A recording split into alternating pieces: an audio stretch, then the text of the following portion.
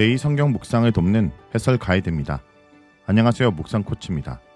함께 읽고 나눌 말씀은 누가복음 10장 25절에서 42절까지 말씀입니다. 오늘 말씀은 율법교사와 예수님에 대한 마르다와 마리아 이야기로 구성됩니다. 영생의 길에 대해 묻는 율법교사에게 예수님은 선한 사마리아인의 비유로 이웃사랑을 가르치시고 마르다와 마리아의 집에서 하나님 사랑을 가르치십니다. 25절에서 28절은 율법교사의 시험입니다. 영생을 얻는 길을 묻기 위해 찾아온 율법교사와 예수님에 대하여입니다. 율법교사는 영생, 곧 구원을 얻기 위해 무엇을 해야 하는지 묻습니다. 율법에 무엇이라고 기록되었느냐? 너는 어떻게 읽었냐?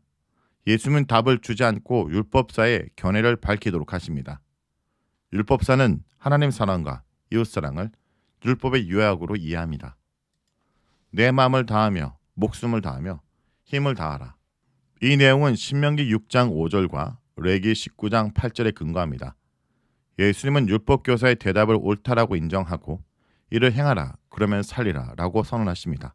실제로 구약 율법의 핵심이 하나님에 대한 언약적 사랑이라고 하는 것은 구약 전체를 통해서 잘 확인되는 사상입니다. 누가복음은 이곳에서 사용하는 용어들은 그가 신명기 6장 5절을 염두에 두고 있음을 분명히 합니다. 내 이웃을 내 몸같이 사랑하라는 계명 역시 레위기 19장 18절을 반영하고 있음이 분명합니다. 율법사의 대답을 들은 예수님께서는 율법사가 알고 있는 대로 행하면 영생을 얻을 것이라고 말씀하십니다. 예수님께서 율법사가 이해하고 있는 바를 행하라고 말씀하시자 이 율법사는 이웃의 범에 대해서 질문합니다. 이 질문을 인해서 예수님은 율법의 핵심 중 하나인 이웃사랑에 대해 본격적으로 비유를 통해서 말씀하시게 됩니다. 예수님께서는 이웃이 도대체 누구냐라는 율법사의 질문 속에 전제되어 있는 이웃 범위를 감지하였음이 틀림없습니다. 유대인들은 자신들을 제외한 다른 사람들이 이웃 범위로 들어올 가능성 자체를 원초적으로 봉쇄하지 않았지만 주 1세기 유대인들과 이방인들이 함께 섞여 사는 상황 속에서 양자 사이의 분리에 훨씬 더 많은 무게를 두고 있는 것을 확실해 보입니다. 그래서 예수님께서는 다소 도발적 비유를 소개하십니다. 이 비유에 등장하는 사람은 예루살렘에서 여리고로 향하다가 강도를 만나게 됩니다. 그리고 그는 옷벗김을 당하고 맞아 거의 죽을 지경에 이르게 됩니다. 강도 만난 자를 처음으로 목격하게 되는 사람은 다름이 아닌 제사장입니다. 이 사람이 제사장이기 때문에 그가 강도 만난 자를 피하게 된 원인에 관한 추측이 제기되었습니다. 레위기 21장은 제사장이 의식적으로 부정해 줄 수 있는 시체와 접촉을 엄격하게 금하고 있습니다.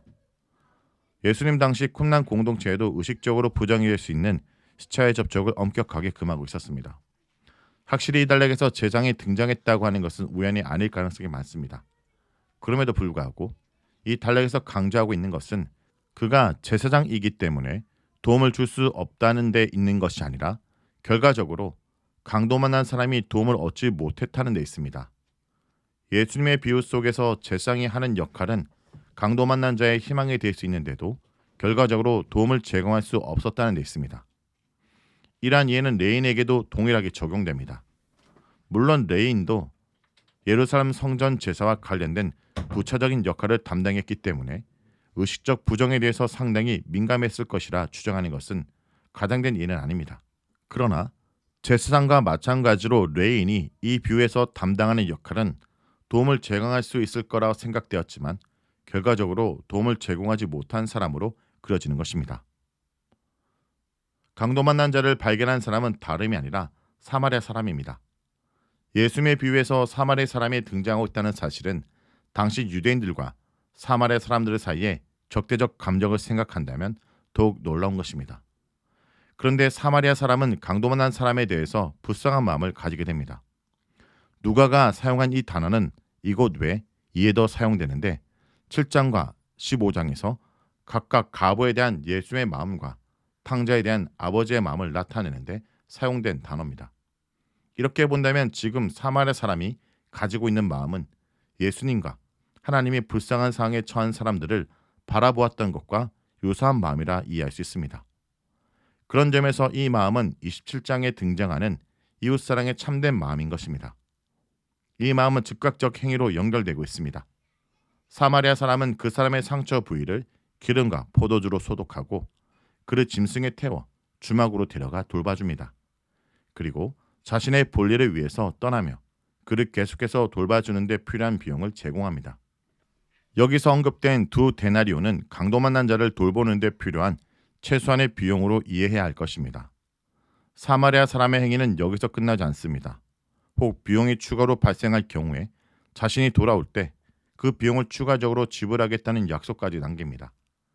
예수님의 비유에 등장하는 사마리아 사람은 이웃에 대한 참된 사랑의 마음을 자신의 행위를 통해서 증명하고 있는 모습으로 등장합니다. 율법사는 율법의 핵심이 무엇인지를 정확히 알고 있었습니다. 하나님 사랑과 이웃 사랑입니다. 그런데 그가 생각하고 있던 이웃 사랑은 예수님이 말씀하시려는 이웃 사랑의 개념에는 미치지 못한 듯합니다.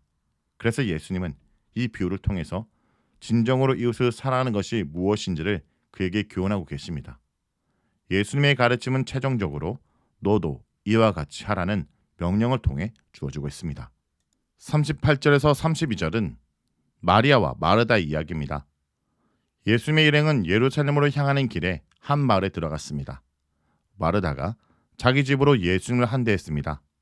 자매간인 마리아는 주의 발치에 앉아 예수님의 말씀을 들었습니다. 마르다는 음식을 준비한 일이 많아 마음이 분주했습니다. 그런데 동생은 예수님의 말씀에 집중해 언니 혼자 선교했습니다. 주여, 내 동생이 나 혼자 일하게 두는 것을 생각하지 아니하시니까. 마르다는 마리아의 행동이 이기적이고 옳지 않다고 확신하며 예수님도 당연히 동의할 줄 알고 마리아에게 자기 일을 돕도록 말해달라 부탁합니다. 그런데 예수님은 의외의 반응을 보입니다. 마르다의 이름을 2번 불러 친근한 마음으로 조언하십니다. 내가 많은 일로 염려하고 근심하나 한 가지만이라도 족하니라. 가장 중요한 한 가지를 해야 합니다. 여러 가지 음식을 준비하지 말고 한 가지만 준비하는 뜻이 아닙니다.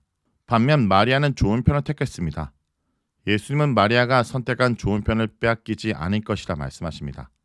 가장 좋은 것, 필수적인 것은 바로 예수님의 말씀을 듣는 것입니다.